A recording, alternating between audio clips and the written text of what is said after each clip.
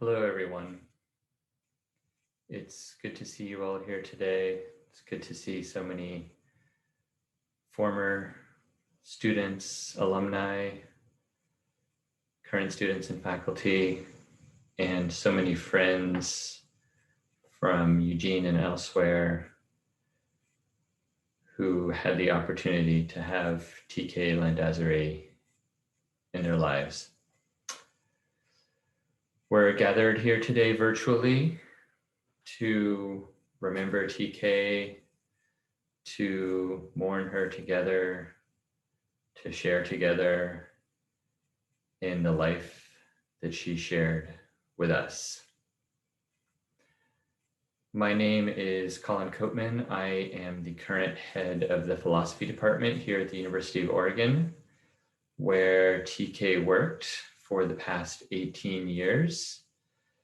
Prior to that, TK served at the University of Oregon for another 17 years. She worked here for almost 35 years and made the lives of so many of us so much better and made our work lives so much easier. I'm sure we'll hear much more about that today from many of you who are gathered here. Again, we have friends, former graduate students, current graduate students, faculty, people from so many of the different lives and different parts of life that TK managed to bundle together into her smiling self. We're going to hear first from a few of TK's closest friends and from her husband, David Landázuri. I have a timeline here of TK's life that David prepared and that I am honored to be able to share with you all. We have a photo slideshow that has been put together with a number of photos, including some from long before almost all of us here had ever met TK. And then we will also have an opportunity, of course, for you all to share and remember together and celebrate together and mourn together TK.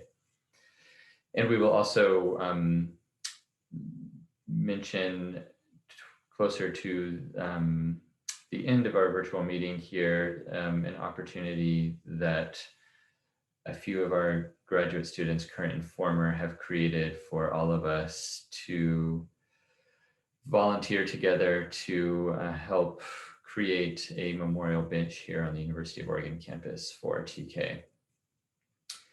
So at this point, I would like to turn things over to our first speaker. I had the intuition, and TK's husband, David, shared the same intuition, so I knew it was right, that our first speaker should be Dr. Naomi Zak, who was a longtime coworker and colleague of TK's here in the philosophy department. So I would like to now turn things over to Dr. Naomi Zak.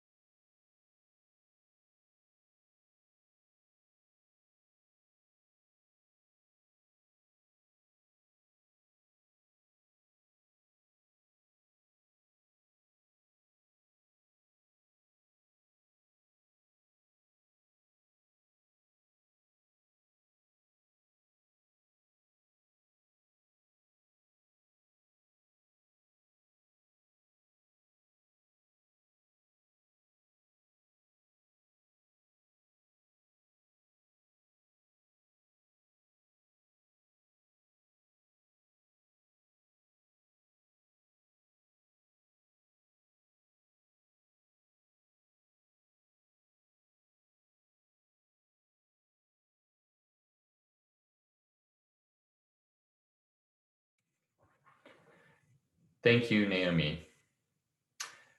We will now hear from TK's husband, David Landázuri. Were really bad. She was, I don't want to go into it, but she was having some stomach pains and lots of pain. It was worse the second weekend, and she's stubborn, wouldn't, didn't want to go to urgent care, and had to wait for Monday for the meds. But then she had, got the meds on Monday, had a good week. I think she must have met with Pat and Colin and took care of business. Answered email, sang along with the oldies station, laughed at Columbo. But then the next weekend, the pains were worse. And it was, one more day to wait, and it was just too much. Anyway, she died. I ended up calling 911, whole schmear, heart stopped 5 times before they called it. And, but, that's, I don't really want to get into that, but I am so grateful to philosophy. I mean, gosh, TK was her own kind of philosopher. I mean, like, she did ask questions, and from a little kid, I mean, from what I know, this is just like, she'd tell me stories the nuns would tell her, and not to read the Bible anymore because she has too many questions.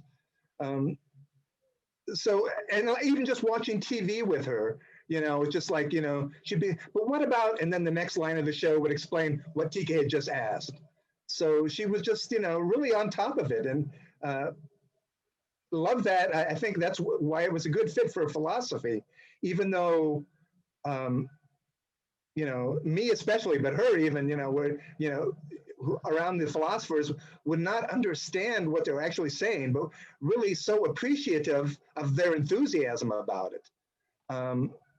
So it was a good place for her. And she left campus never to return, even though she really, really enjoyed working from home. So, it's about as good as we could hope. I mean, she had enough pains that, I kind of, every morning I would check and see, is she actually still alive? Not because she was that infirm, but because that's kind of what I expected. That's going to happen one day. And it wasn't exactly like that, but anyway, I think I'll just let it set for there. I think some other people might, pick up on, I met her through Lorelei Allen, and I imagine she might want to speak later. I know a lot of her friends really like to talk, and I appreciate that they're all on mute right now. Anyway, I'll just back off, and I think maybe Pat, are you next? I actually had Steve Okay. Williamson next in line here. And Steve, before I invite you to speak, or David, were you finished? I'm sorry. Oh, no, that's it. I'll mute myself again and wait for people to talk. And just before I invite Steve Williamson, who was, by all accounts, like the brother TK never had, I just also want to pick up on what David said there about TK being a great fit for the philosophy department. And she very much was in so many ways, and one that stood out for me was TK just had a very honest skepticism to her. And it's really hard to get anywhere in philosophy, but even to be interested in philosophy in the first place, if you don't have that, maybe constitutionally, maybe by acquisition, however one comes to it, TK certainly had it. And in that way, she was such a wonderful fit for us here in philosophy. I can attest to that from my experience over the past few months on our regular meetings with Pat and TK here over Zoom, suffering through the what is probably the most trying autumn of my life in the midst of the election. And Pat and TK together really helped me get through that in terms of the kind of wisdom that TK brought to that. Of course, we also know that TK brought a lot of joy to the philosophy department.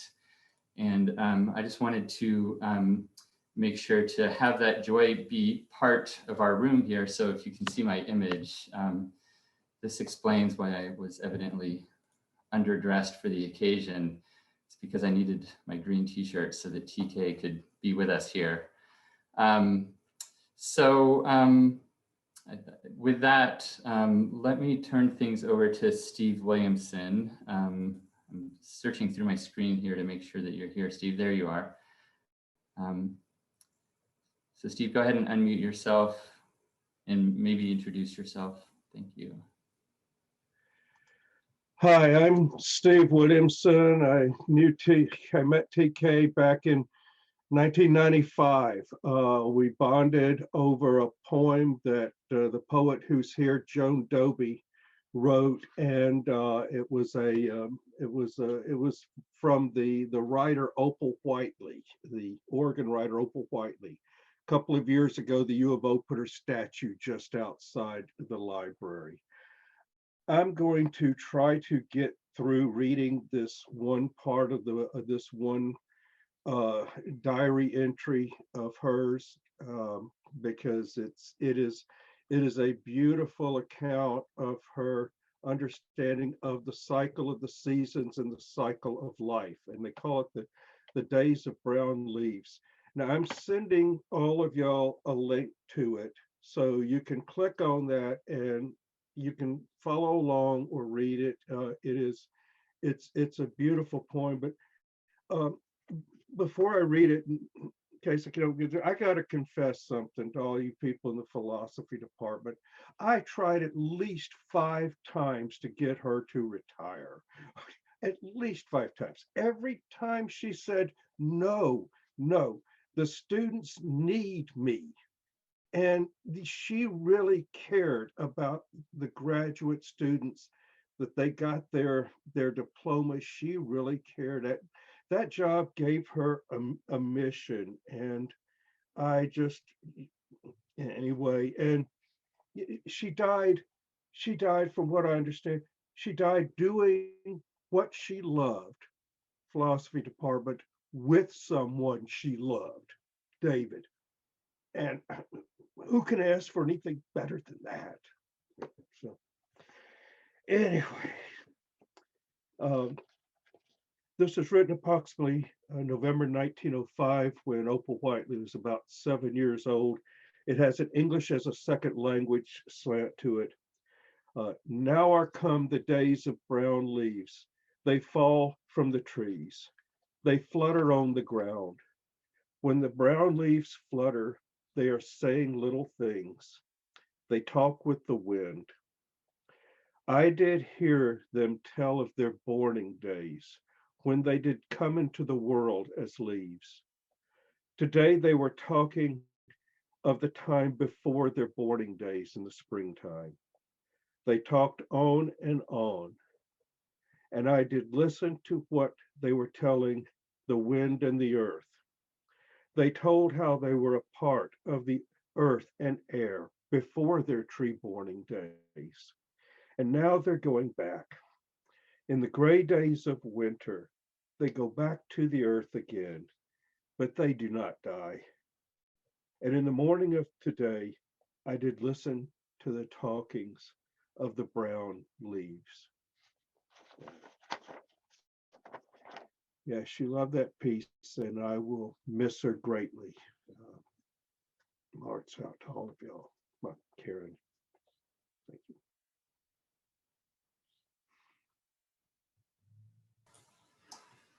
Thank you so much, Steve. And thank you and to all of TK's friends for being here. We're so happy to be able to recognize her in her so many walks of life. I'm going to read a timeline of TK's life that David put together and sent to me. TK was born Theresa Kim McDonald, November 2nd, 1956 at 2:34 p.m. at St. Anne's Maternity Hospital in Compton, California, Los Angeles County. Her parents were Eleanor Satterfield, a hairdresser, and Floyd McDonald, an Army veteran. Her middle name, Kim, was in honor of one of Eleanor's attending nurses. She lived with her mother and maternal grandmother, and during the summers with her cousins. She attended Catholic elementary school, where a nun, as David mentioned, eventually instructed her to stop reading the Bible because she asked too many questions, too many difficult questions. For high school, she attended the all-girls St. Mary's Academy from 1970 to 1971. But her mother, fearing she would become a lesbian, transferred her to Gardena High, where she did theater, including the plays Harvey and Bye Bye Birdie. She graduated from there in 1974. Everyone knew her as Terry. In the fall of 1974, she came to UO on an ROTC scholarship and was part of the color guard for at least one Ducks football game. Her first boyfriend ever was a diminutive quarterback known as the Littlest Duck. At some point, Terry started going by her middle name, Kim. She started at UO as a math major because, in her words, in math, there are definite answers. Later, she switched to English, but after being challenged by Beowulf, she changed her major to theater, which was a good fit. She earned her bachelor's degree in 1978. Her emphasis in her studies was on the more practical and technical aspects of theater. She was on campus in 1977 when the film Animal House was filmed. Another boyfriend, Chester, was the uncredited blind boy in the fraternity rush scene. Although many of her theater colleagues at the time auditioned for roles in Animal House, TK could not be bothered, but she took delight in ruining a take when they tried to prevent her from entering the night library. She had a number of jobs after college: a paper company, a plumbing company, the Meyer and Frank, the 7-Eleven. One knowledgeable friend who met her in 1979 said TK was out at that time. TK met Daryl Plant, her boyfriend, between 1980 and 1984, when they found themselves arguing over a book in Gandalf's Den, a science fiction bookstore that was then in the atrium. She ended up working there too. They attended parties in the home of science fiction author John Varley, and TK continued to attend those parties after breaking up with her boyfriend. In the mid-1980s, TK was baptized. This will be a surprise to many of you from philosophy, was baptized into the Mormon Church, but turned away from it when she felt that they were trying to herd her into a breeding program. However, they were instrumental in getting her to apply for a job with public safety at UO, and she began working here at the University of Oregon in 1986. That's 35 years of service to UO. Greg Evans remembers working with TK in the late 80s and early 90s with the NAACP on the No on 9 and the No on 13 campaigns. She was the NAACP treasurer around 1991. Alan Brown wrote a speech for her to deliver on the No on 13 campaign in 1994. By 1995, TK was working at a different campus job at the Educational Resources Information Center. And her theater activities continued and blossomed at this time, chiefly for Actors Cabaret of Eugene. Her credits included roles in Hair, Jesus Christ Superstar, Evita, Sex Tips for Modern Girls, Member of the Wedding, Inspecting Carol, 42nd Street, and South Pacific, in which, as Bloody Mary, she got to sing Ballet High. She was part of the technical crews for Godspell, Camelot, and The King and I. In August 1977, TK met Craig T. Miller, who poached her from the band Cognitive Dissonance. Soon they were performing together, and eventually they married. Their performances included original material and parody songs, often pointedly political. They were also members of the activist troupe Urgent Carnival. After 9/11, Craig's stock portfolio took a big hit, so he used the remainder to buy a home for himself and TK. They moved into their own place in 2002, where Craig delighted in gardening, cooking, and making music with TK. Sadly, he would live only one more year. After Craig's death, TK found an accordion in the garage that she had not known he possessed. She sought the advice of her friend, Lorelei Allen, who had become Slug Queen Accordiana in 2000. Lorelei was really good at talking TK into things, and she talked her into crewing on the Maltese Fulcrum, the world's largest human-powered all-terrain vehicle, for a Bike Friday morning commute event at the DeFazio Bike Bridge. There, TK met the man who would become her second husband, David Landázuri. Lorelei talked her into crewing the Fulcrum again at the world's largest toga party to commemorate the 25th anniversary of Animal House in Cottage Grove, where the parade sequences had been filmed. TK joined the band Accordions Anonymous on stage and eventually became a full-fledged member of Accordions Anonymous. They recorded an album in 2010. I remember seeing them perform one year at Holiday Market at the Lane County Event Center. 2003 was a watershed year for TK. She lost her first husband and shortly afterwards her job when the Eric Clearinghouses here in the UO campus were closed. Fortunately for us, the philosophy department was quick to hire her as their office manager. Soon after, Lorelei talked TK into something else, this time running for Slug Queen, and in 2006, she became, as we heard from Naomi, Queen Slugritha Latifa Uliafa Gastropedia Jackson. On September 9th, 2009, or 999, TK and David were married among the standing stones that used to top the Lane County Public Service Building in Eugene.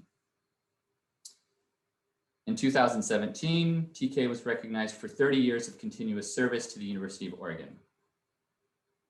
TK left campus for the last time Friday, March 13th, 2020, carrying home a loaner laptop.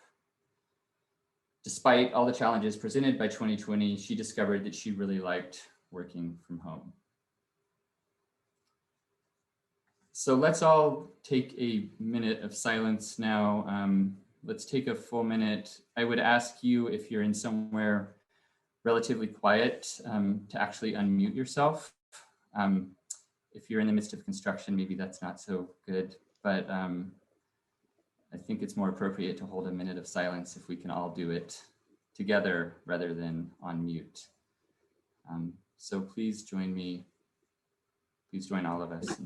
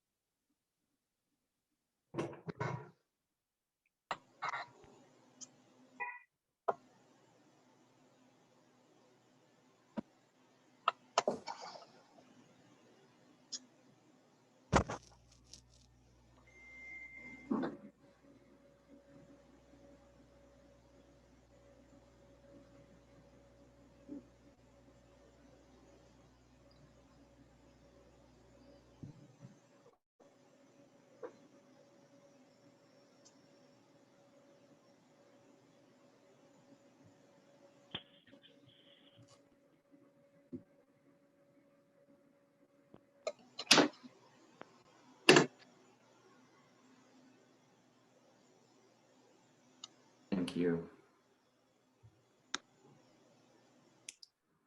I would like to now invite my colleague Stephen Brentz to share with us some photos that he put together with the help of many people, David certainly included.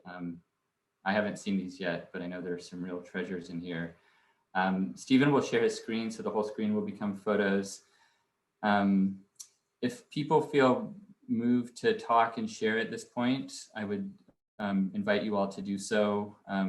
While we're seeing all of these, it'll be sort of more difficult for me to moderate. So just chime in as you see fit, and then we can have a sort of more formal cue of shared memories in a little bit after the photos. But especially if you recognize something that you think the rest of us might be eager to understand, what's going on there? Or what's that? Where was that? Please do chime in.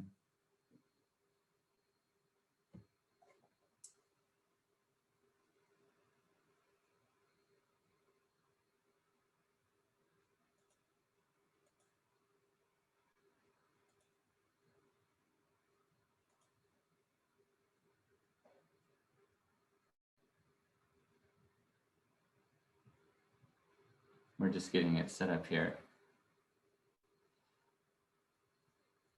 For those of you who aren't at UO, you have to, or who aren't in education, you have to imagine this happening in front of a room of 300 undergrads.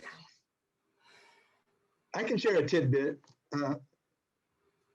I love bacon, but TK was allergic to pork. So one Valentine's Day, she gave me all bacon presents, including this yodeling bacon.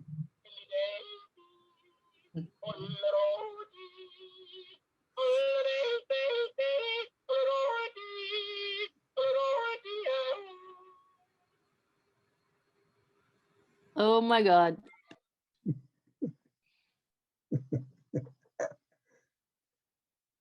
did she find all those things? A lot of them are from Archie McPhee. Here's a pen with the U of O fight song.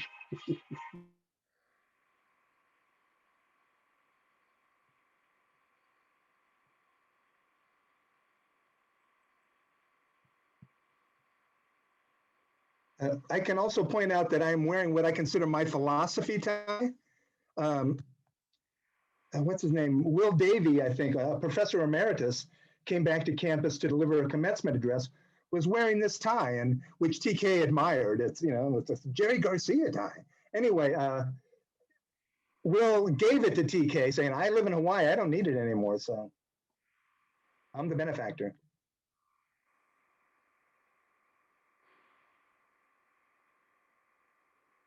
There we go, Stephen. That looks good.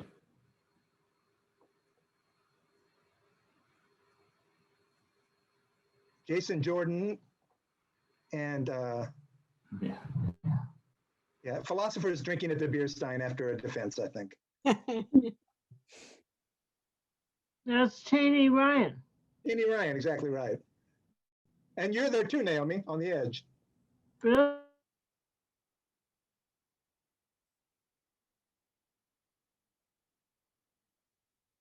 Some slug queens, incognito.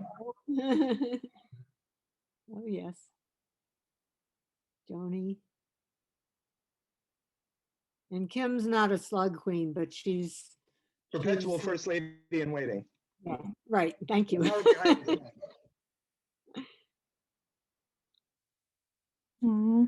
I remember this one.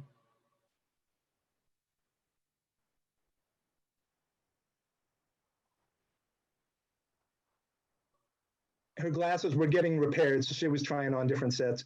That's a little shrine of the little flower, Theresa. That is her actual, was her actual given name, right? Yes, Oh, Theresa yeah. Cannon.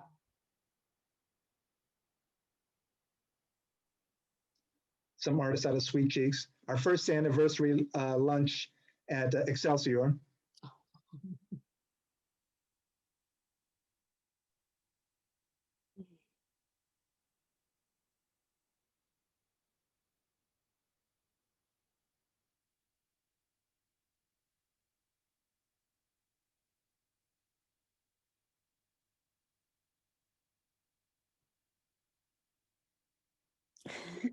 Wow, great. She didn't actually use an umbrella, but she posed for the picture.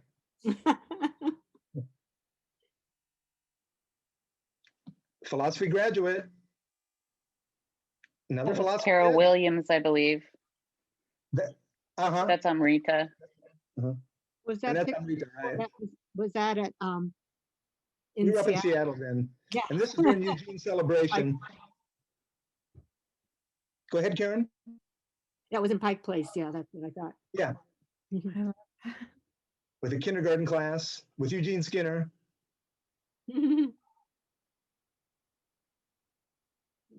I'm terribly sorry, everyone. I'd slow it down if I could. This is all I could get it to do.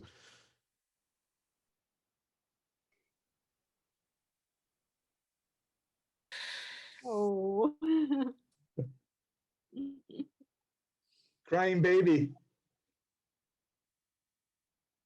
That's in the philosophy department and PLC. That's the home of Alejandro and Daniela.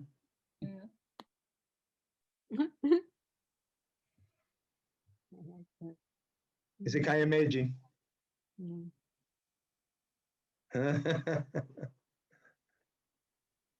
Melissa and Adam. That was after my defense. Oh, yeah. No. Grant Silva. Jose Mendoza. A particular favorite of TK's. And that's a real favorite of TK's. We thought this her food looked like slugs.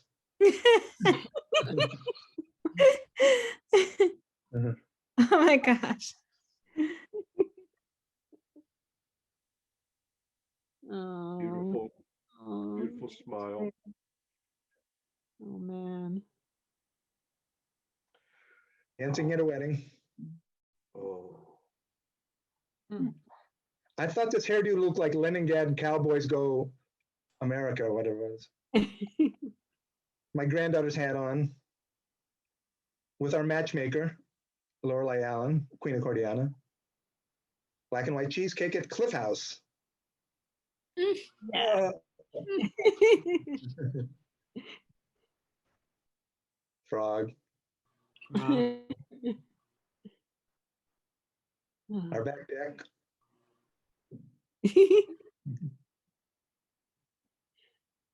You have one of her with her funny tongue. Yes, yeah, there's the cover of the weekly. Sylvia Stoller.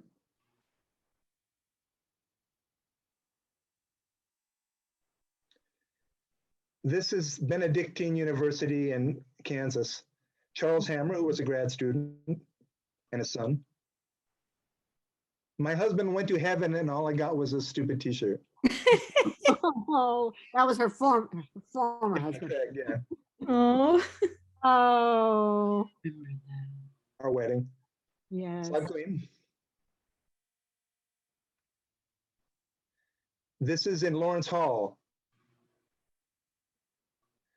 And this is putting together her wedding outfit. Enjoying a milkshake. I love it. That's like a baby pose, you know. Yeah. Naomi took this picture with Rosa Parks. High school. Oh.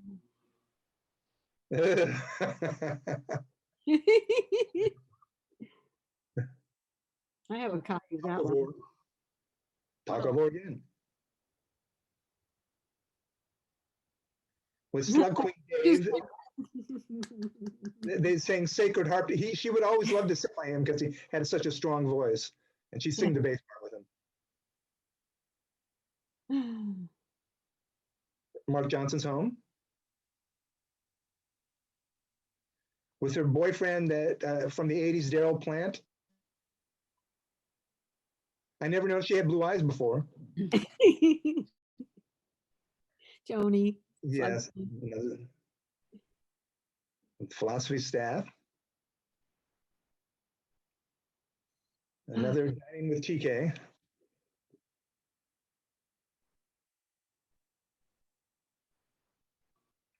With our matchmaker at our wedding.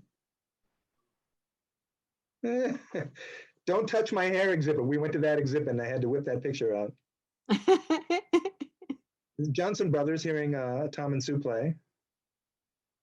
Celebrating Mardi Gras with Pat and Naomi. Naomi's last day.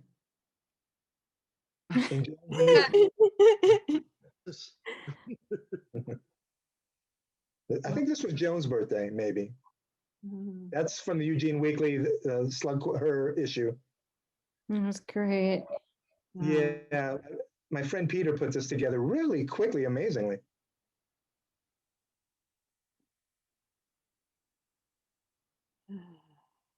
Oh.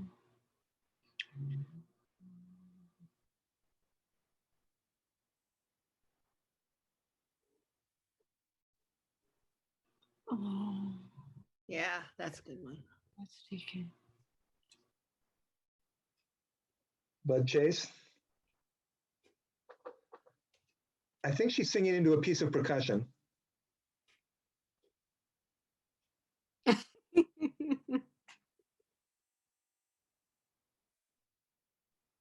In the lower right left, and that's a picture of the day Tiki and I met on that Maltese Fulcrum. And I was there. Yeah, you're in the picture. Oh, it went too fast. I didn't. Yeah. Ah. Accordions Anonymous. Same. All right. A lot of these pictures come from Tara Kemp, the Accordions Anonymous. This, I don't know what it is. Something I just found in an album this week. The Mystery Woman. High school. I think it's in Eugene. I don't think it's like a high school play. Vulcan. That's great. Wow. Live and be prosper. This one's really cute. That's a great hat. Yeah. Oh,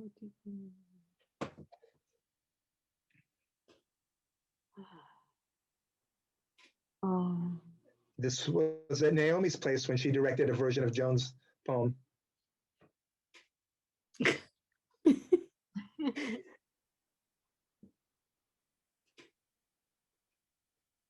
A hat she made for Lorelei, I think. Wisteria. And a Raging Granny's t-shirt. The bunnies knew she had cauliflower and Brussels sprouts. I think this is a comedy workout. There she is with that t-shirt.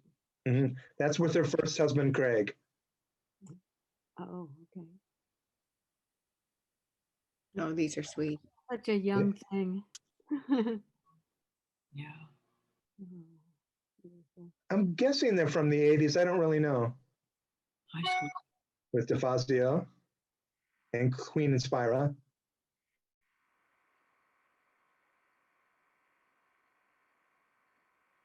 Union Pictures. Ah, Union. Okay. Yeah. There's a whole series of TK writing on her food.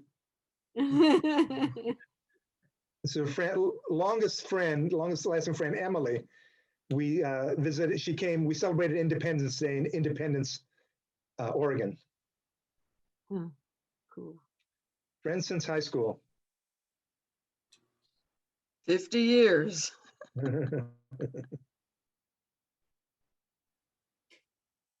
Oh, Queen Frank. That's Right. Shandy. Where was that statue a few back? Was that in Seattle? The Marilyn Monroe one, Yeah. Independence, Oh, that was in Independence. in front of the theater, movie theaters in Independence. Okay. I love this picture. Oh. That's the author, John Varley. She wasn't afraid to look silly. I really admire that about her. She wasn't afraid to look silly.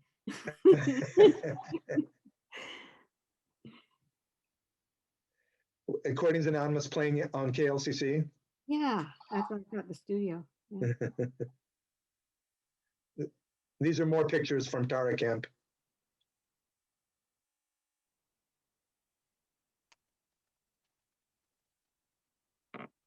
With Sharon Rogers, Accordions Anonymous. I don't know who this person is with TK, but that's Lorelei. It's an odd angle. It looked like it could have been Margot, but I don't think so. yeah. I would have recognized Margot. That was John Kaiser, another philosophy grad. Members of Accordion, yeah. That was for Leopard Colony Day at the Holiday Market. Los Invis. God, I miss Eugene sometimes. Oh, Future Sub Queen. That was with Molly Wild. Mally. So, Queen Wannabe. I love this. That was a fun number. Yeah. That's great. With Rhonda Johnson, her Looks longest awesome. friend in Eugene. Met her in '82. Big Sue. There's Fiddlin' Sue busking with her there. This was, Rhonda supplied this. I'd never known about that. This is in the mausoleum, about to sing some shape note music. That's another Eugene celebration, I think. Oh, Foot Queen No, coronation. Right. And this is the year TK won. Oh, yeah. I think she's singing Bally High here. But there she is as Bloody Mary in South Pacific.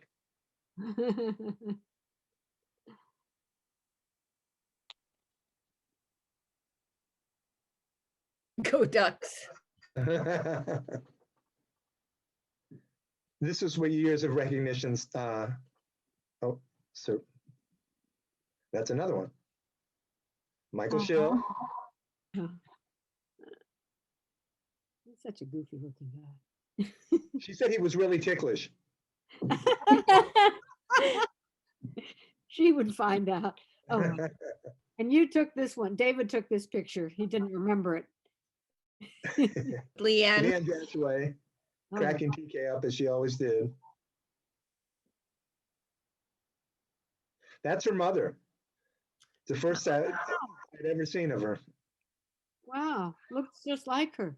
Well, the one with the blonde hair was her mother. Oh, okay. I missed it. With Mark Van Beaver and Constance, Slug Queens. 2009 and 2008. The wedding. With a bunch of Slug Queens. Yeah. And That was a good time. She's worried about bees. That was great. Zoom meeting with our Friday friends. Sometimes TK would not actually, she would, mute herself and not appear on screen, but she would, write in the chat. And so that text we saw was her saying we should dig up Opal Whiteley and test her DNA to solve the of her parentage once and for all. And Joan pointed it out that it's a poem, and indeed it was.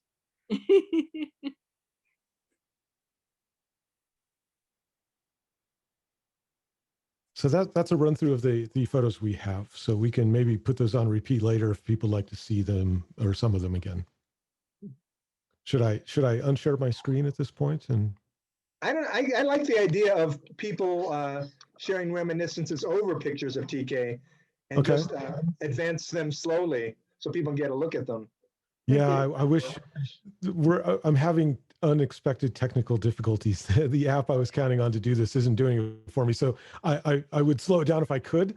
I could just change randomly through some. You'd have to trust me to make a selection.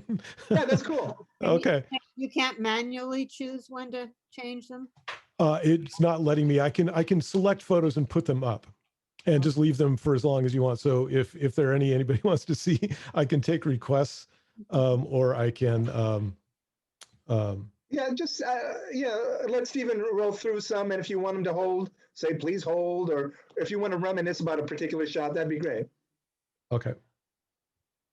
So yeah, Stephen will put up some pictures. Let me now invite anyone who's here who would like to reminisce or share anything to do so. I know there are a number of people Wait, who you need to stay on task and let me know I what you're will saying. ask to signal me either by clicking on the participants list at the bottom of your screen, and then there should be an option to raise a blue hand there, I hope. Or if you want to click on the chat button at the bottom of the screen and chat either me privately or everybody to put yourself in the line. I will try to keep a line between those two things.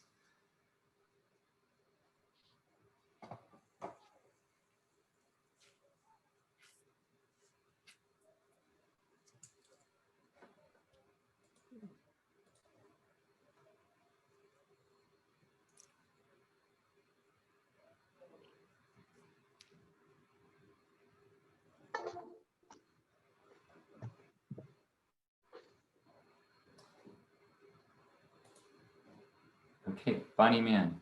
And maybe I can ask everyone to introduce themselves. I, of course, know my colleague, Dr. Bonnie Mann, but. Stephen, I don't know if you got my chat request to have the picture with Amrita up, one of the ones with TK and Amrita. If we could do that, that'd be great. So I'll say my little piece first, and then I have a message from Amrita, who's in India, so she couldn't be here. So she sent me a message that she wants me to read. I just will say that TK and I joined the philosophy department right at the same time, along with Ted Toadvine and Bautista Warsa. Actually, all of us came the same fall, the same year. And so we worked together that whole 18 years. Oh, there's Amrita. Can we stop on Amrita? Stephen, is that possible? You did. Okay. So I'll be very brief. My own remarks. You know, went through some hard times in the philosophy department too, although there were so many good times. And I was just always amazed at her ability to be utterly and absolutely professional in the face of strife and to handle things with such extraordinary grace. So I admired that in TK very much. And when I was department head, but also my entire time as a faculty member, she was a major sort of point of like stability and knowledge and wisdom about the department, and always the person to turn to. She did have close relationships with a lot of our graduate students. Rita was very shocked to hear of TK's death and wanted to be here, but it's 3:30 in the morning where she is. So she sent me this little writing that I will share with everyone. It's called A Ray of Sunshine in the Cloudy Skies of Eugene, a dedication to TK. As I sit down to collect my thoughts, I fear that words will fall short of capturing the loss I feel and the memories I have of my dear friend TK. TK's presence, her empathy, and her infectious smile were points of stability in my personal transition into a foreign land and a radically different cultural context. Before I met TK in person, she had already begun to help me plan several aspects of my move to the US. I emailed and called her many times during the process. Not only would she respond very fast in getting the information, the what, to me, but also would take time to explain the why and the how. I can't emphasize how important this was in terms of helping me understand aspects of an educational system that at the time was alien to me. TK's presence created a positive and welcoming environment even before I arrived at the department. After this, hardly a day passed when I didn't drop by the office to greet TK in the morning and to say goodbye to her before I left for the day. As the days went by, TK became one of my closest friends and supported me through all sorts of ups and downs. She was almost the same age as my mom and would reassure me that she is always there for me. Often if I had a piece of good news, or a sad one even, and it was night in India, TK would be the first person I would go and tell it to. She would be so happy for me when I succeeded, but at the same time, I could count on her for the best hugs in the world if there were ever a moment of sadness. TK would in turn open up to me about the vulnerabilities and joys in her life. Our friendship was based on a solid relationship of trust. TK, as we know, did not like to fly. She had promised me, however, that she would come and visit me if I were a road trip away. And there she came as promised, along with David, to Seattle to pay Tueen and me a visit. I remember going to this weird store with her on the Seattle waterfront called Ye Old Curiosity Shop. And we came across a display of old shrunken heads. And I were fascinated. And then she made the most hilarious comment. See, Amrita, she said, how little these heads are. They can be picked up using a fork. Oh, I can't help thinking that one fine morning TK would have arrived in Mumbai if only there were a road to India. Mhm.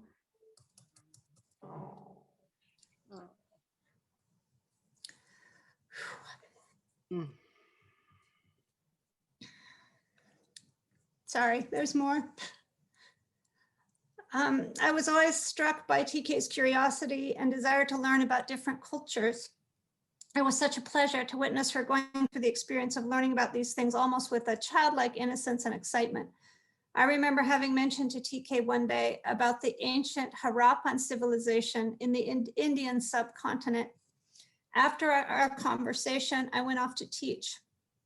By the time I was done, TK had looked up more details on the internet, and as soon as I entered the office, she declared, Amrita, do you know the Harappans took good care of their teeth 5,000 years back? Some of us don't even take good care of our teeth today. I immediately burst out laughing, told TK that I couldn't have imagined that teeth would be something that one would select to talk about over and above grand architecture, seals, potteries, achievements. We had such a laugh that day. I was telling TK how in India, younger people bow down and touch the feet of elders as a mark of respect, and the elders bless them. Oh, sorry. I don't know how much my internet connection is shaky, but I'll just keep going. Yes. That people young people in India touch the feet of their elders, and the elders then bless them. Tika was extremely fascinated by this and told me, I've never had this experience before. No one has ever touched my feet. So I touched her feet that day. And she put her hand on my head and blessed me. This was a truly heartwarming experience for the both of us. I feel grateful to have been blessed by TK and will always carry this beautiful memory in my heart. My life has been enriched in many ways for having TK in it. She's among those rare people of whom I only treasure fond memories. TK to me was an ethic of care personified. It has been many years now since I have left Eugene, in fact, the US, but I simply cannot imagine this part of my life and envision the city of Eugene without TK in it. As I try to come to terms with her passing to a peaceful state of rest, I take comfort in the fact that the name she gave to me, Little Miss Sunshine, never fails to bring a smile to my face, even in the toughest of days. And I too feel that I have been very blessed by knowing TK, but I will stop there. Thank you.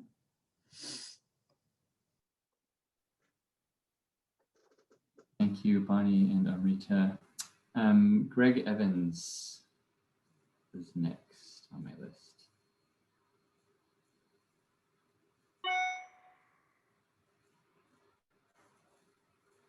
It's okay. I need to change some stuff. Greg, are you still here?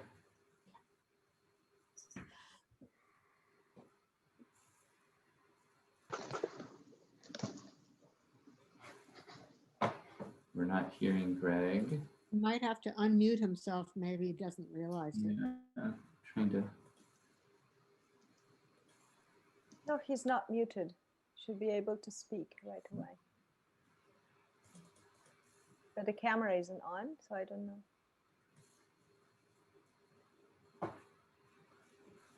Maybe we come. Oh, there, yeah. Now the camera is on. But there might be an audio problem, Greg, because you don't seem to be unmuted, but we're not hearing you. I'm sorry.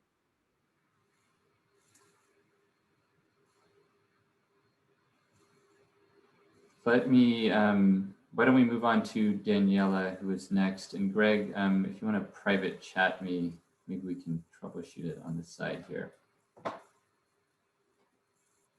So Daniela, and I'll. Yeah, I've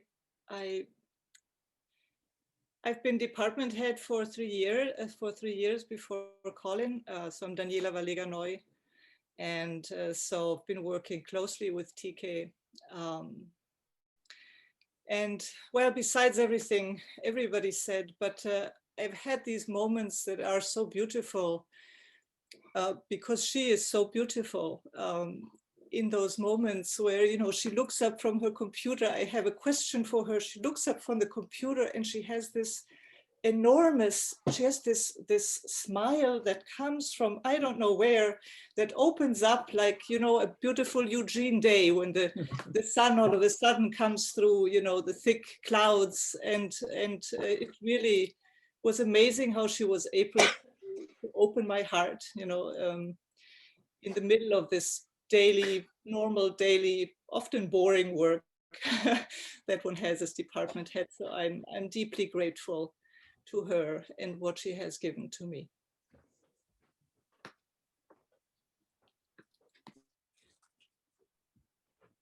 Thank you, Daniela. Mark Johnson.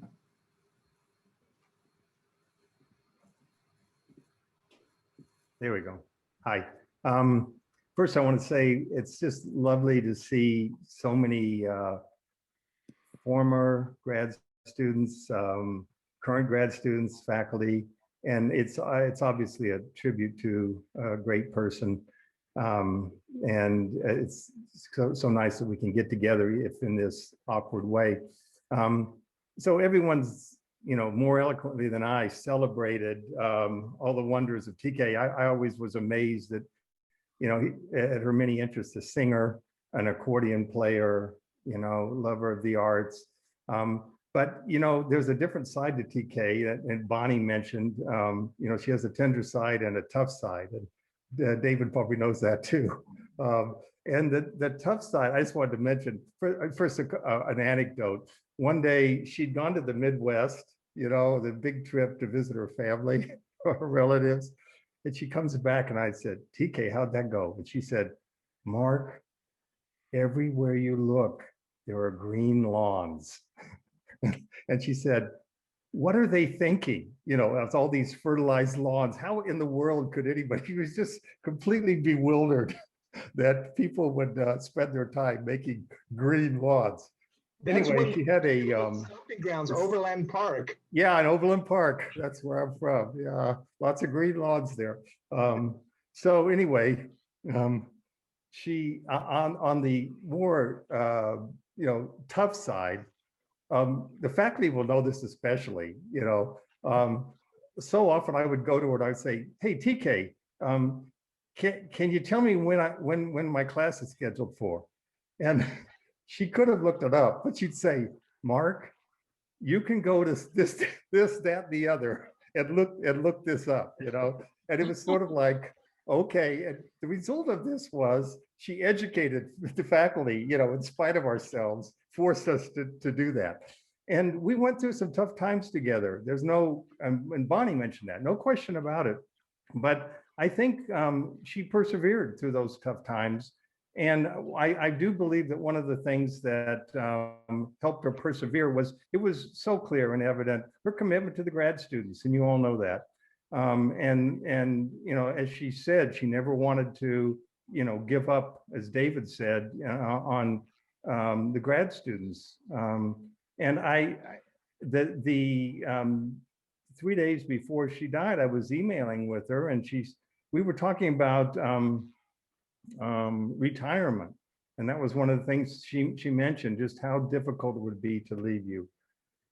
So I just want to say, what I will always remember of TK is her lovely smile, her laugh, and her celebration, her joyful celebration of being alive. Thanks, TK.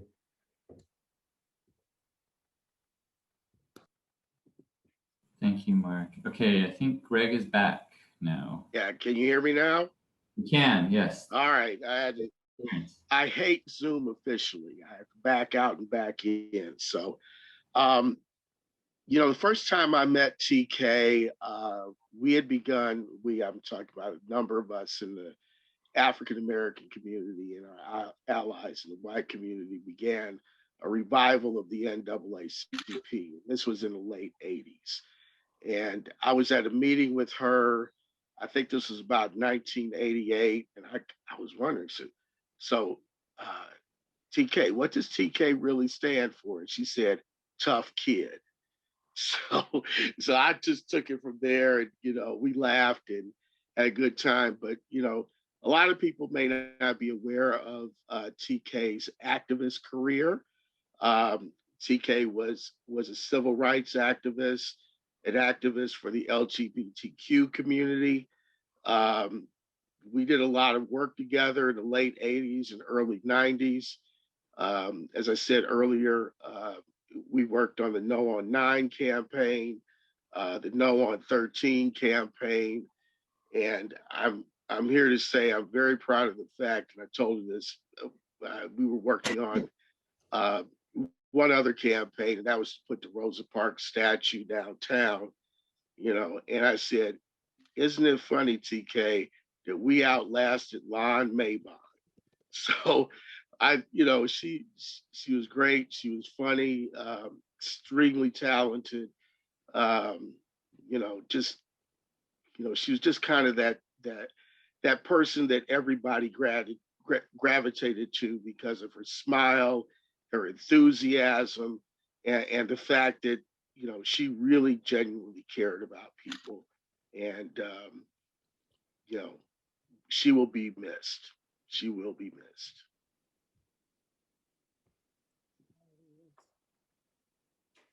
Thank you, Greg. Emily Taylor Snell. Hello, everyone. I was talking to David this past week and just reminiscing that I've known TK for 50 years. So she's one of my oldest friends. We met in high school. In fact, there's 3 of us that are on the call today that were with her at St. Mary's Academy. And when we met, we just clicked. lived probably about 20 minutes apart, and I would walk over to her house. When she transferred to Gardena High School the following year, we would probably talk on the phone every night, laugh about everything.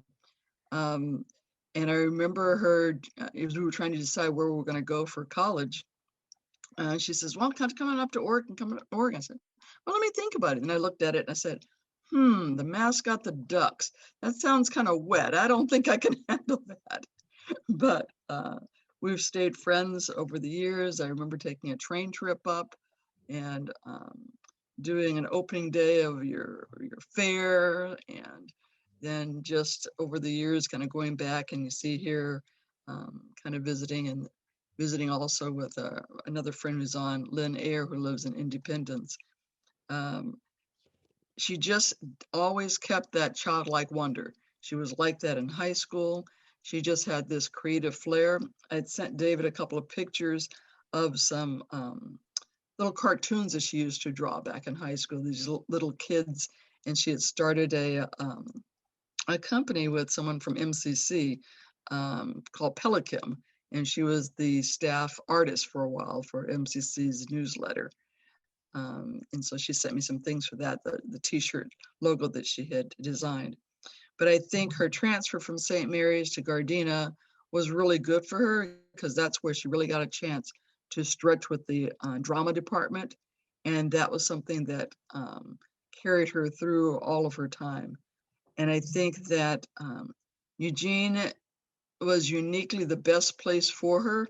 I remember the first time I had come up to see her, and she says, well, this is where all the hippies from Haight-Ashbury came after the 60s. And so she just felt that she just fit right in with the quirkiness.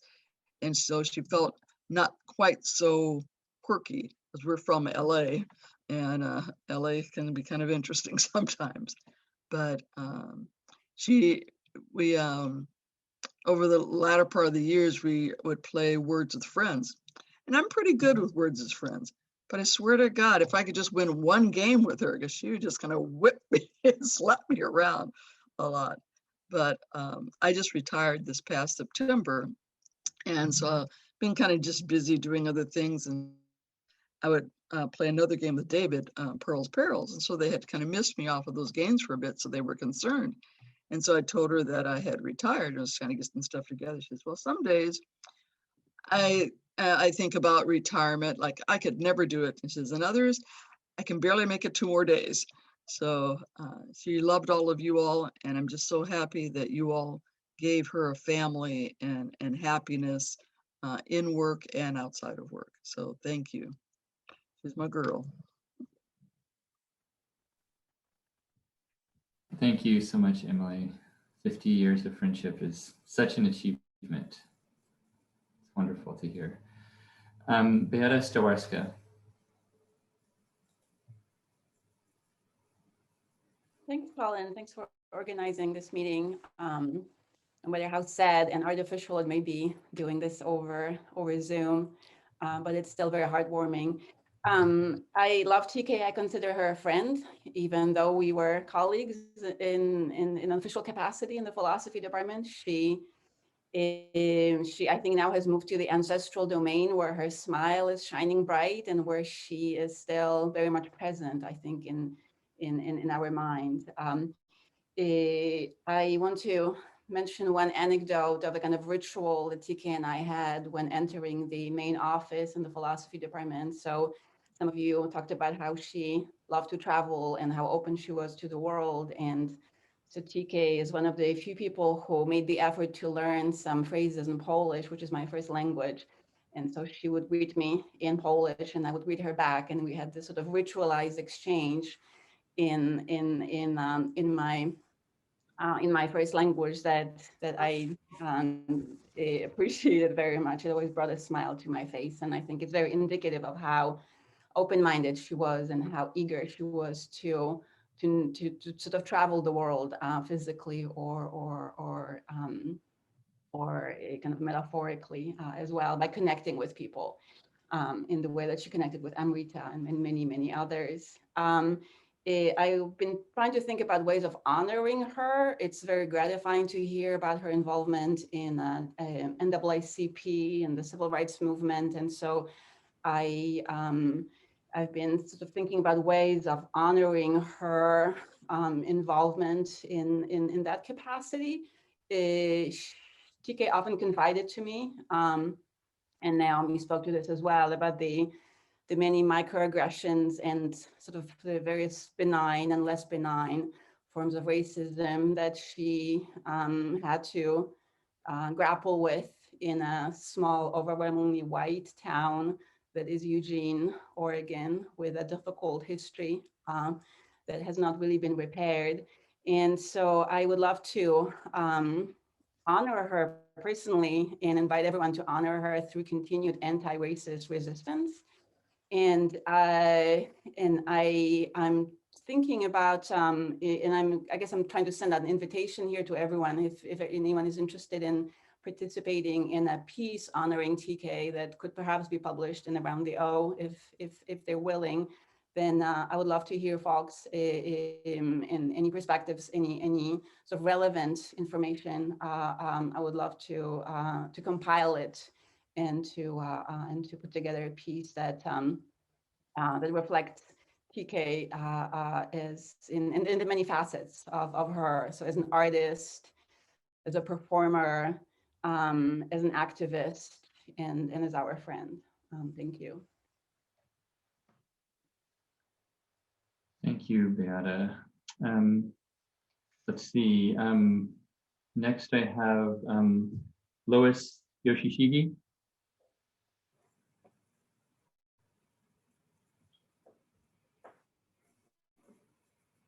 Hi, I would like to share something about TK and David as members of the Union Lay Choir that helped us win our union contract back in 2017, the 2017 to 19 contract. They were strong members of this, the choir that was put together by Dorothy Atneve, and we'd sing songs before union rallies and other events to bring the membership together and have something fun and inspiring to get the membership riled up to fight for a good contract. And so I just wanted to thank TK and David for your musical contribution to help us win a good contract that year. Yeah, and yeah. Well, I guess I did also want to share that Dorothy would often write our songs, put together lyrics to existing songs. But we had gotten a request from, and would lead us in singing these songs. But we got a request one year from, we got one of the requests from one of the union staff people to sing a song to Pat Benatar's "Hit Me With Your Best Shot." And that wasn't something that Dorothy, who is more like a folk singer, was that comfortable with, but TK led us in singing that song, and it was fun and powerful. Thank you. Thank you, Lois. So next I will call on Rocio Zambrana, and then after maybe I can invite Melissa Hsu to speak to a memorial bench that some of the graduate students, past and present, are putting together for TK on campus. So Rocio. Hi everyone. It's good to see everyone. And TK was, so I'm Rocio. I was faculty at the U of O until last year for almost 10 years. moving. I'm from Puerto Rico and I lived in New York for many years, and then I moved to Oregon for the job. And TK was a particularly important figure for me as well, person, because she was very honest with how she felt, and with just how she was in the day and how she felt about things. And that gave me a lot of comfort. I remember one of the first kind of what I thought was really important interactions for me in Oregon and for me with her was very early when I arrived in Eugene. I walked into the office in PLC, and she had just gotten very bad news. I think she was kind of teary, and I went over and not yet being a Oregonian, I hugged her really, tight, which is not something that I felt like I could do in academia. And in Oregon, I didn't know the codes of, bodily engagement, but I hugged her really tight, and she laughed and said, "You're so tiny." Yeah, she, over the years was also someone who I exchanged, a lot of swap stories about family and how things, she felt like someone who knew things about my life that were meaningful beyond the job. And she got to meet my mom when she went to, my mom went to campus. I showed her around and she met TK. So I'm in Puerto Rico right now. And when I heard about TK's passing, my mom was able to be there with me and think about her and remember her, even though she just met her very quickly in the corridor of not PLC, Susan Campbell Hall. I will miss her very much, and I left Oregon not knowing whether I would come back, and also thinking that I would be coming back regularly because I'm still working very closely with Bonnie and Kamisha and Aaron. And then the pandemic hit, so I haven't been back. So I feel like I never said a real goodbye to her because I thought I would just see her all the time as well. But she will be missed, and I will think of her always.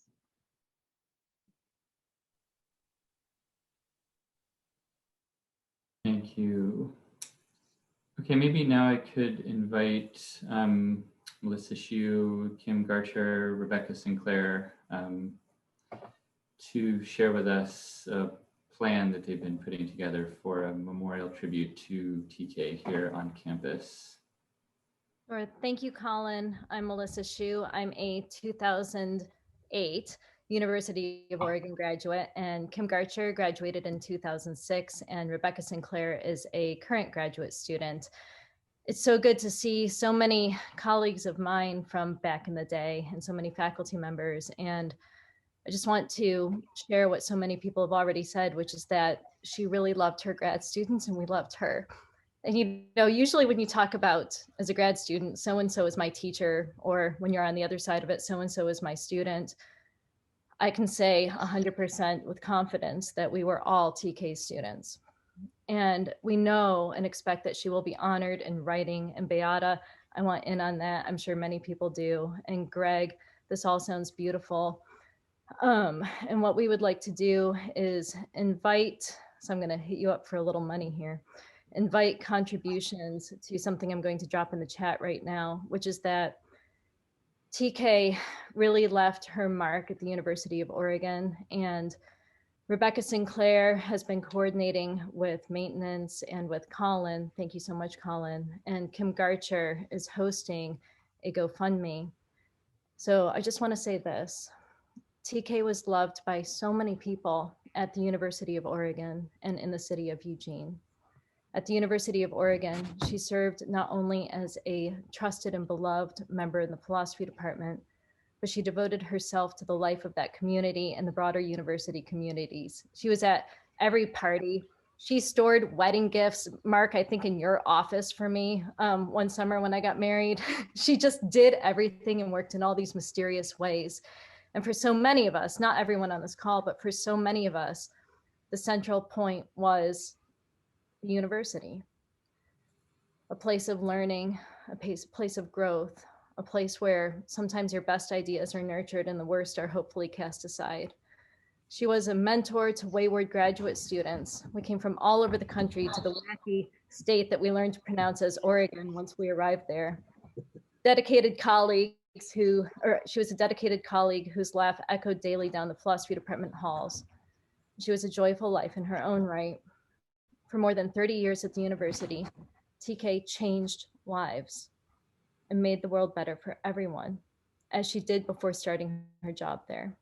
She was one of Eugene's beloved slug queens, part of theater communities and singing communities around the city, a talented accordion player along with her spouse, David. I'll never forget the time I was running the Butte to Butte, the time I ran it, and got to the top of the hill, and there was David and TK with their accordions cheering us on, right? And so much more. We love and miss this trusted friend, steadfast champion of justice, an icon of flair. So what we want to do is we want to raise a good amount of money. It's $5,200 to mark TK's memory on the University of Oregon campus in the beautiful city of Eugene, which she loved. With these funds, what we aim to do is ingrain her as part of the community physically on campus. We want to have a teak bench installed, David, outside the library. And we want to have a flower garden planted with a plaque outside Susan Campbell Hall. When I was there, I was in PLC, and I would have demanded at that point an enormous garden to make that place better. But we want to keep her close to the department and close to you, David, and to the library. There is not a corner of the university that she didn't influence. So we will honor her there in the city that she loved, where all will be welcome to visit. Grad students in the future who didn't get a chance to know her, Rocio, when you return, all of us, when we come back, all of us who are there. So please, if you can, go ahead and click that link. There's in that link for the GoFundMe, and we'll put this out on the philosophy department homepage and put it out on social media. Yes, the daisies.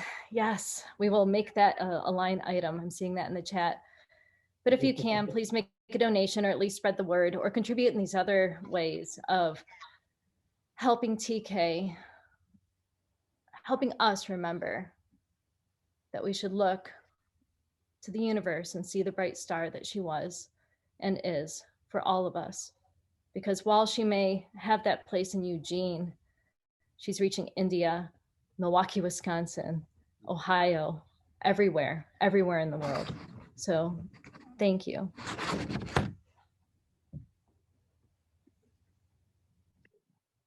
Thank you so much, Melissa, and thank you and Kim and Rebecca for immediately stepping up and suggesting finding some way to honor TK on campus here in what is a permanent fashion. Of course, permanent so long as there is something as the University of Oregon, which hopefully will outlive all of us.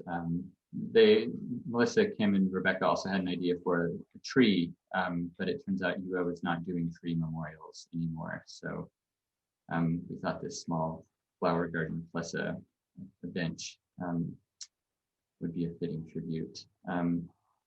I'll just share on my screen here what it looks like. It's fairly straightforward, it's self-explanatory, but the link is there in the chat. I will paste it again, but very easy to go. And if you feel so moved to help honor TK in this way.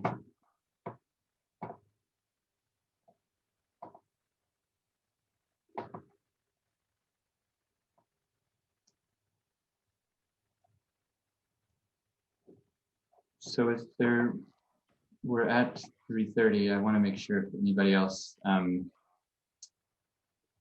would like to speak, that you have an opportunity. Yeah, and great. Melissa is going to ask for your emails, and there are Melissa, Kim, and Rebecca's emails in the chat. And you can always get a hold of me through the philosophy department webpage you have any questions about any of that. I really want to thank everyone at the department for this wonderful memorial and tribute. I've learned so much about her, and that idea of having some kind of bench, flower garden, something at the U of O. That's a great idea. There's by the library, the little Opal Whiteley garden. There's a bench in there, but there's flower garden there, and I know the sculptor, and I bet it wouldn't be hard to get some little thing in there. Yeah, we'll see. I mean, just throw that out there. And thank you again. Yeah, thank you, Steve. We had the same place in mind. We're just finalizing details as to exactly where it will be. And I also saw in the chat from Greg Evans a suggestion of finding a way to honor TK and her contributions to Eugene and to the wider community here publicly. Maybe you can get in touch with Greg Evans, or you can get in touch with me, and I can put you in touch with Greg, and then also Beata's invitation for another written tribute.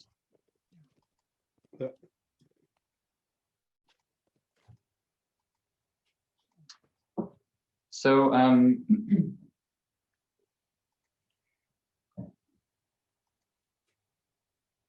whoa, I mean, we're up to 1,700. All right, okay, we're doing this now. Yeah. I'm not refreshing my screen, that's great. Don't stop the call till 5,000 is raised. Well, and if I can say, just again, I mean, any contribution is so appreciated. I've never actually tried to raise money before like this for someone, but I do want to say that I do think she would like to know that there's a place where we can come back physically and visit. And David, I hope that suits you well too, you know? Yeah. And I always love the benches with the plaques in our parks and so on. And, you know, hopefully this will be just a little way to honor her. So again, we will have this on the philosophy department website. If you want a link, you can just copy it now or email any one of us and then blast it out as you'd wish. But we love you, TK. We miss you. You're the best.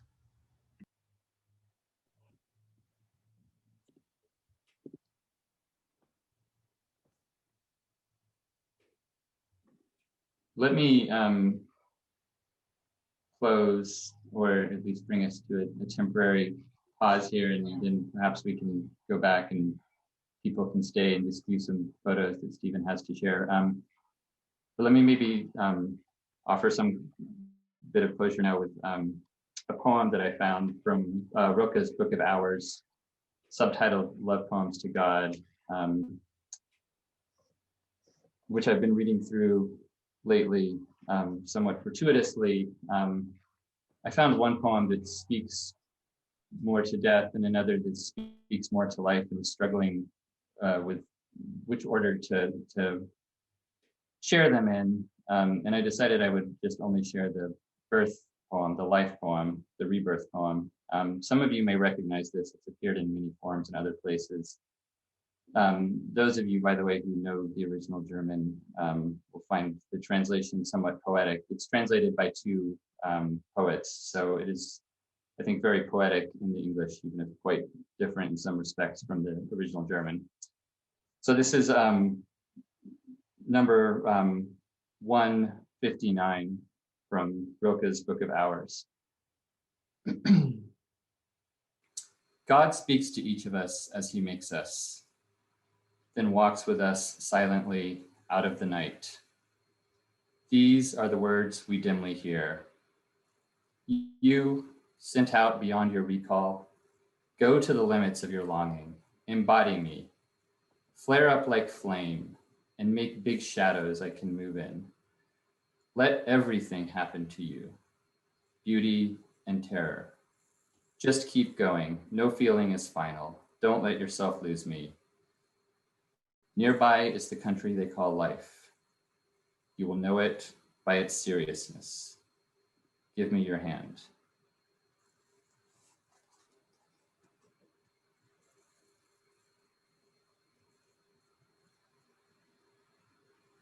So thank you all for being here. Feel free to just stay on and mingle as you see fit. Stephen, maybe I can ask you to share photos again. And of course, other people, we have lives to return to, even if part of those lives is a little more hollow right now.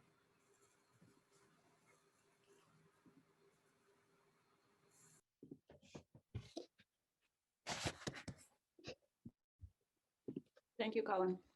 Thank you. Thank you, Colin. Thank you. Thank you. Yeah, thank you, Colin. Thank you. Thank you. Thank you. And I thank you.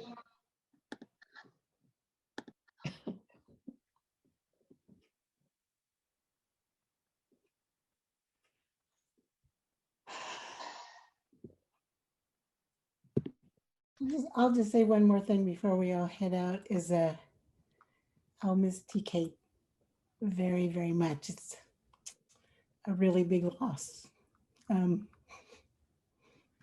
I saw her every day for 5 years, and she touched me like nobody I've worked with before. She was just so wonderful, and I'll miss her. And I'll just say that every day at 5 o'clock, she would say, "Okay, it's happy go home time." And that's what I like to think about her right now. So anyway, that's all. Thanks for this. It was very beautiful. Thank you, Pat. Thanks. I know she loved working with you too.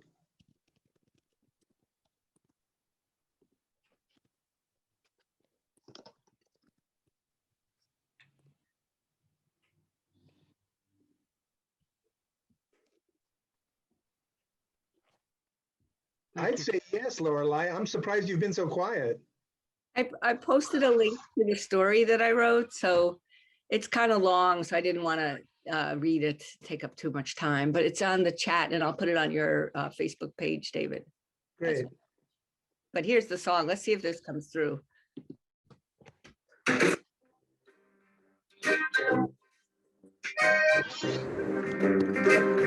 Hear it?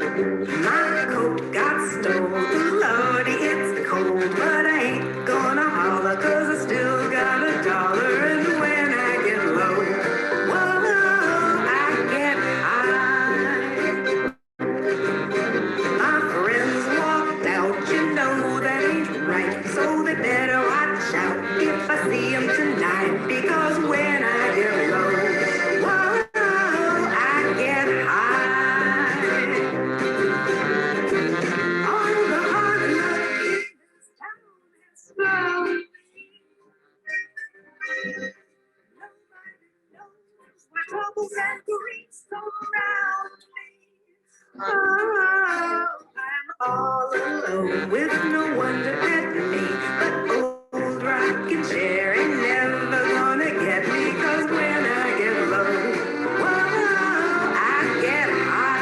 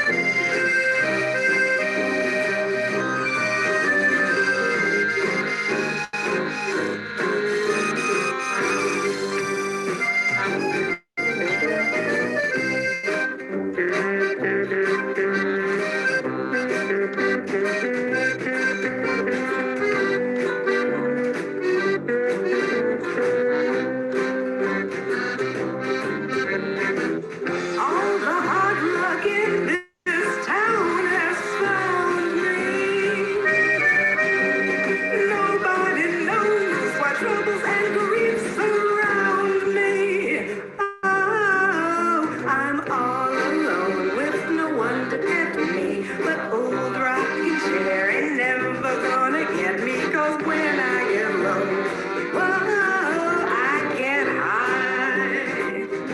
Yes, ma'am, when I get low, whoa, I get high. That's right, when I get low.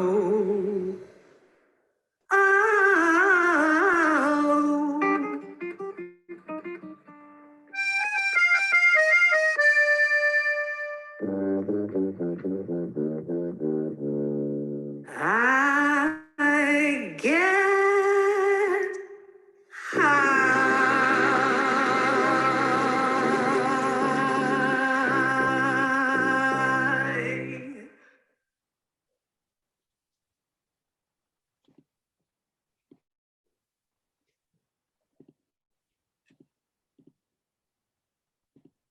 Thank you, Lorelei. Carrie, are you raising your hand? Would you like to? Yeah. Great. I'm Kari Johnson, artist, friend of David, who has always been Davo to me. And I remember when Davo and TK got together, and I just thought it was so cool because, I mean, for Davo to have a partner who's artistic and musical and creative and theatrical and playful. I mean, how many people are like that? And it's just, I was like, damn, they really got it going on. And I just, it's just awesome. You know, I felt this whole time just felt really happy for Davo. And I don't know. I'm glad you got that, Davo. I'm glad you got that. I'm glad you got that connection, and I guess that's what we're celebrating. Yep. And I'm hoping to get Kari to paint TK's urn. Oh yeah.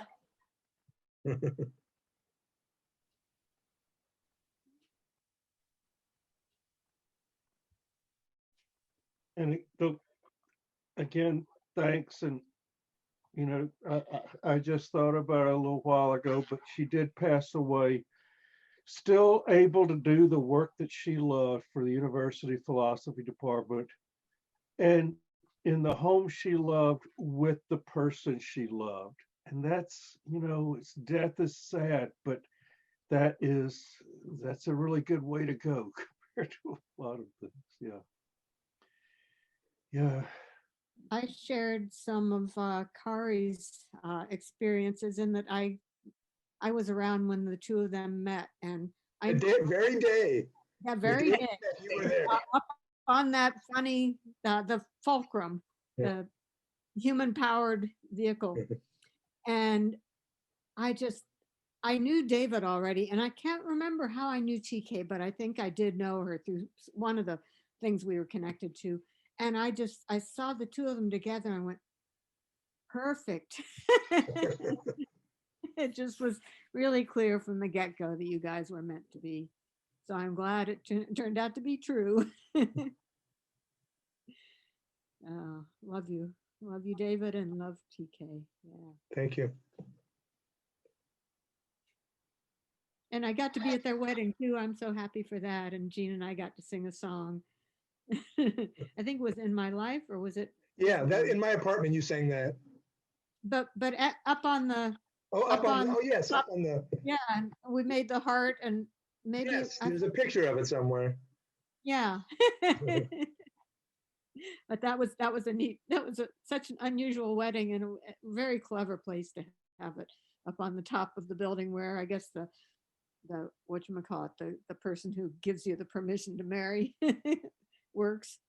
Is that the justice? It was really good, as I recall. The justice of the peace, yeah. Yeah. Yeah, that was cool. Thank you, David. And thank you, TK. Oh, sure miss her.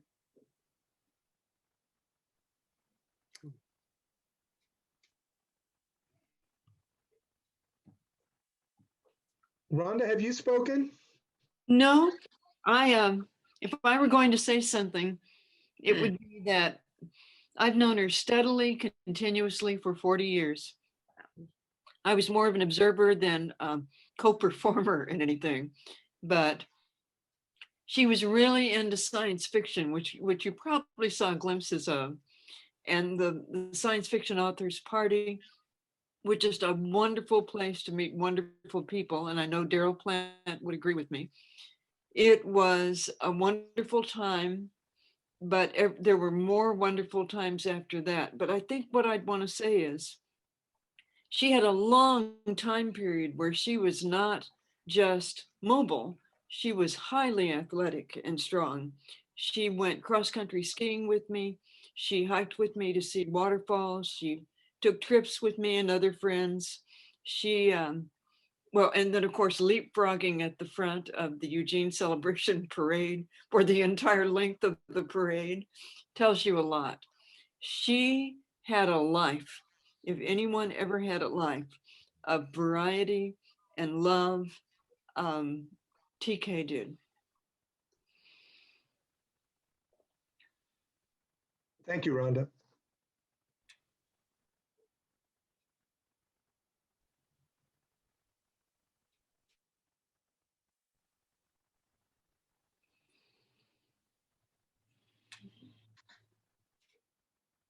Well, again, thank you all so much for being here. I know it means so much to me and all of us here in philosophy, and to David, and to all of us, and to all of you.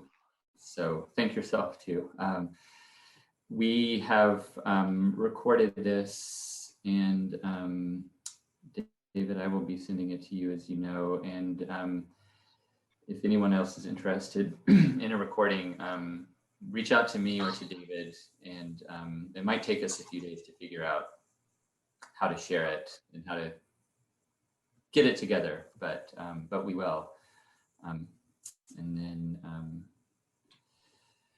perhaps it might sit on our computers for a while, but it will definitely be a nice thing, sweet treasure to pull out at some point for so many of us. Yeah, unfortunately, we missed a little bit of the beginning. I had a technical issue going on here, but most of it is recorded. Okay. So I'm sorry about that. No, thank you, Barbara. Thank you for setting this up.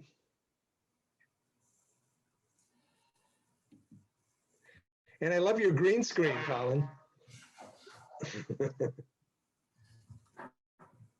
Yeah, it's actually, it's a little better in the office. So I thought I'd come in here than it is at home, so.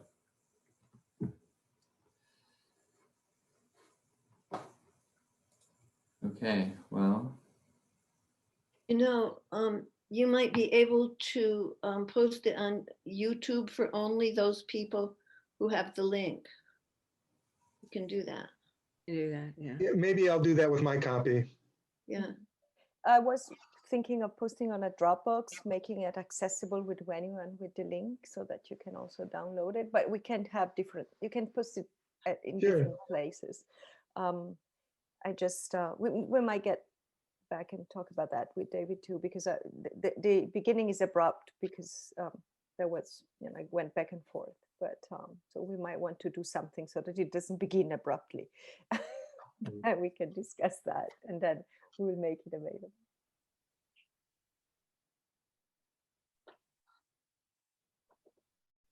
Okay, well, exiting and leaving on Zoom is always a challenge. Could we go back to where we can see everybody? Yeah, Stephen. Still here? There we go. There we go. Okay. A lot of people left. Hi, everybody who's here. Hi, Nina. Sorry. Nina also supplied a lot of the photographs you saw. Who did? Nina? Oh. Thank you. Love you, David. And hi, Thank Laura. you.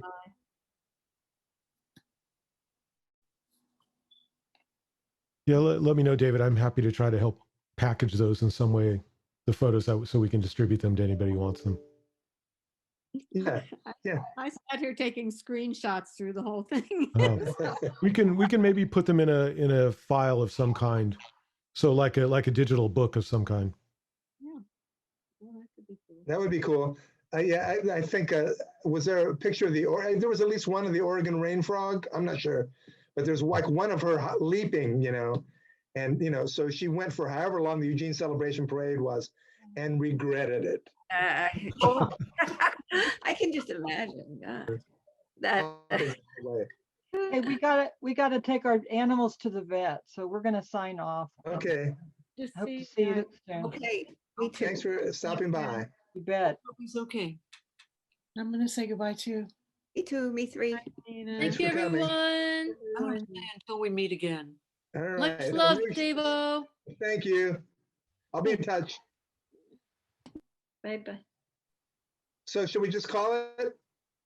Oh, I guess it's always. Anybody hard else want to speak or?